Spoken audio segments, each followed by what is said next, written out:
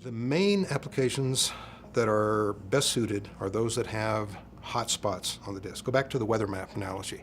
Look for those tornadoes, look for the band of supercells moving across the U.S. Those are the ones you want to move across. If you have a totally random access workload, it's not going to do any good to move it over to solid state disk because they're all equally accessed. You're looking for hot spots. Databases have a tendency to have that in certain areas. Sequential typically will not benefit. In fact, within hybrid ISE, we don't even move sequential data across. The assumption is we can go just as fast on physical disks as we can on solid state disks. We're not doing any seeking, we're not doing any rotating, we're just shoving data out the pipe, in and out the pipe, so we don't bother moving that.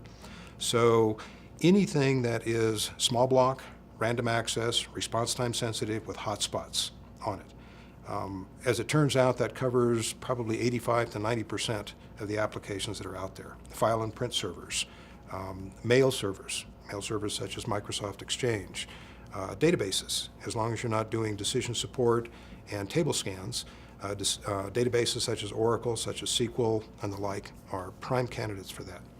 One of the nice things about it, and this goes back to the initial simulations we did, where we did the simulations on the ISE itself to find out, is this going to work, is this not going to work? That code is still in there. So if you have an application and you were to run that code, it will tell you, if you had a hybrid ISE, we would have been able to move over this amount of data. And given that these solid-state disks can do 15,000 IOs per second as opposed to the 300 to 400 on your existing physical disks, this is the anticipated improvement in performance. So based on that, you can run the code and you can find out from your entire storage subsystem, number one, is it going to benefit you? Number two, if it is, by how much? And number three, which particular LUNs should you put on that ISE? Because not all LUNs are created equal. Some of them have pure random access. You wouldn't need this IO stream.